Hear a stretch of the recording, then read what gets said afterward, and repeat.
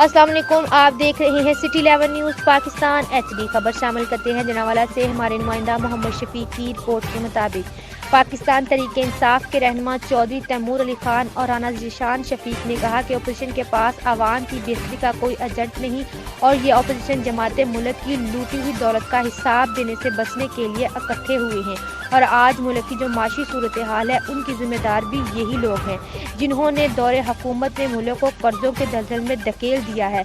इन ख्यालात का इजहार उन्होंने गुज़श्ता रोज़ पाकिस्तान तहरीक इंसाफ यूथ विंग के कारकुनान से मीटिंग के मौका पर खिताब करते हुए कहा। उन्होंने कहा कि पाकिस्तान तहरीक इंसाफ और उसके इत्तेहादी जमातें सब एक साथ पर हैं और अपोजिशन बेशक हुकूमत के खिलाफ तहरीक अदम एतमाद ले आई है, इनका मुकाबला करेंगी। कोई शक नहीं कि शरीफ खानदान ने एक दहला नहीं अरबों की करप्शन की है। करप्शन अपोजिशन के लिए दुनिया में भी किसी अजाब से कम नहीं और क़यामत के रोज़ भी इन्हें अपनी करप्शन और लूट मार का हिसाब देना पड़ेगा।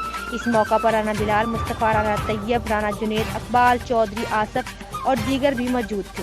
मज़ीद खबरों के लिए देखते रहिए सिटी 11 न्यूज़ पाकिस्तान HD।